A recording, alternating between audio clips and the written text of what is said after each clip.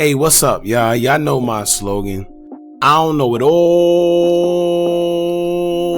but I know what I've been through. Now, before we get into this video, please make sure you head on down to Instagram and follow us on our official Instagram page at Hookah Anonymous_. Alright, we're able to be a little more explicit, a little more uncensored, and share content freely without running the risk of having our channel terminated. So once again, make sure you head on down to Instagram and follow us on our official Instagram page at Hookah Anonymous_. Alright, now let's get into what you guys came here to see.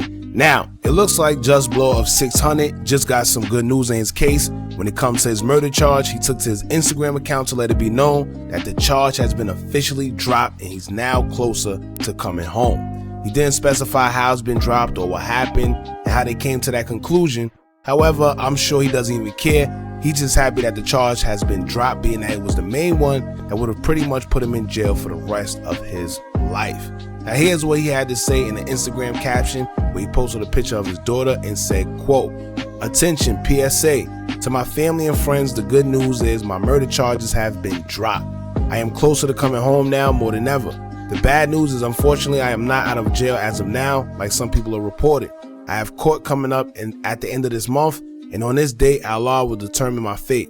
Continue to scream #FreeBlow until they free Blow and keep me in your prayers." Alright, now it's safe to say that sometimes it pays off just to stay quiet, and this goes back to what Charleston White said recently when he was speaking on the YSL Rico case, and he said, quote, "Silence is how you beat them." Silence is how you beat them.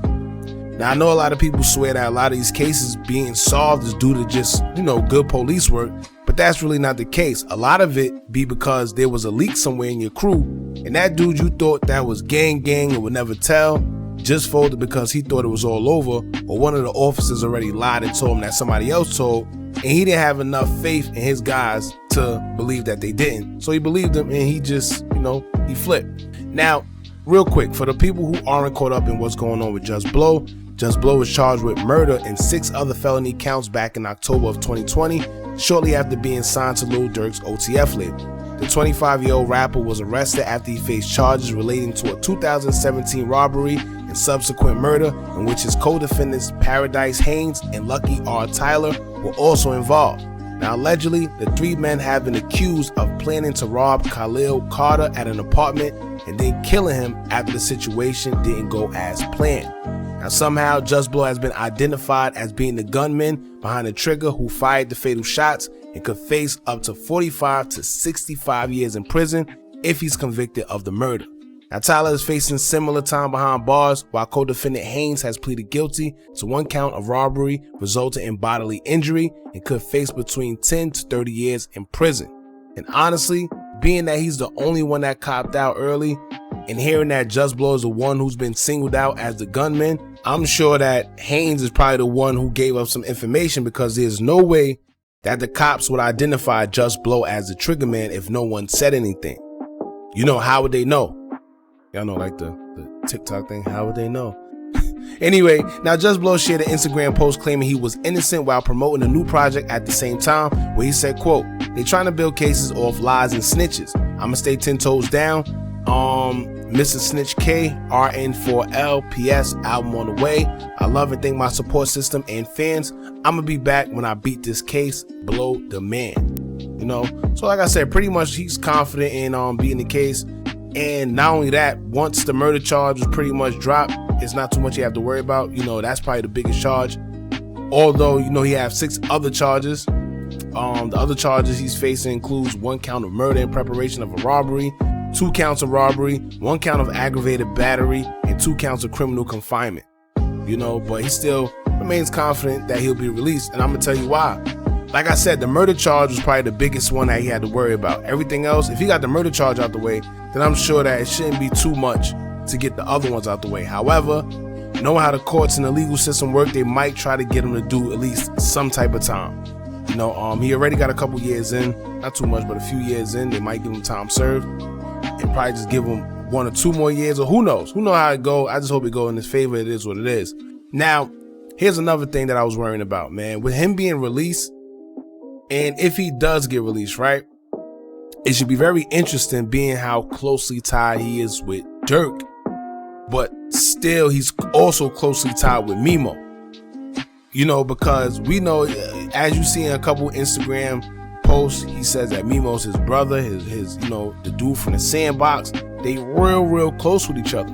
But we also know the situation that's going on between Memo and OTF, Lil Vonnie and Dirk and them. You know, that's one of the situations where it's out the window now. There's no coming back. So I don't know if Blow probably gonna be the man that try to mend all situations and, you know, and probably be the mediator throughout the whole thing, or is he just gonna pick a side, or is he gonna make it to where he don't pick a side and he's just mutual with both guys? But that's gonna be hard, man, because with all the backdooring going on, who knows who to trust? You know, not saying that Blow's gonna backdoor anybody, none of that. I'm just saying if you're in Memo's position, you know, you probably not gonna trust certain things or go in certain places, you know, and vice versa. Who knows? It's just, we already seen them do an attempt on Memo already. And not to mention, Vonnie and Memo been very spicy with each other on Clubhouse as of recently, talking about what they're gonna do when they see each other, or if they do, and you this and you that. So these are things that you gotta think about when, you know, you're trying to mend certain situations, or if it's something you come back from. I don't think it is. I think it's too dangerous for both sides, but who knows? Then aside from that, you know, with the whole 600 thing with your boy 600 Breezy and your boy Hookah, you know, like it's like a lot of things have changed since he's been in there in a short period of time between, like I said, 600 and OTF. So it should be interesting, or maybe he can mend these relationships, man. We know that 600, they kind of, you know, with Hookah saying the things that he's been saying, it's going to be weird. It's going to be a weird situation to come back into, you know, with JusBlow. Once again, I don't know if he's going to try to mend these situations, you know, these relationships between the guys, or is he just going to, you know, be the guy that just hang with who he hang with and not care? Because, you know, sometimes when guys force you to pick a side, man, that could be hard, because once you pick a side, now you kind of into it with them because they wondering why you chilling over there, knowing they got beef. Or once again, like I said, backdoor issues. Dudes might think, all right, well, you hanging over there, I can't hang with you because you might give my drop up. You know, not saying he will, but you just never know. You only get one chance at life. You don't got time to sit here and really be figuring or thinking or wondering whether this guy's going to do that or not. Nah, because once it go down, there's no coming back from it. So, like I said, it's going to be a sticky situation for him to come back. However, this is the news. He's saying that his murder charge has been dropped. That's the charge that he was facing 45 to 65 years in prison for. So when it comes to the other charges, you know, even if he does get time, it's not going to be anywhere near as crazy as 45 to 65 years. It could be some that he might be able to do, you know, and then still see the light of day. You know, let's see how it goes. But anyway, y'all jump in the comments. Let me know how y'all feel. Don't forget to like, comment, share, and subscribe. Hit that bell so you're notified every time we drop new content. And remember, as long as you keep on watching, I'm going to keep on dropping. And I'm out.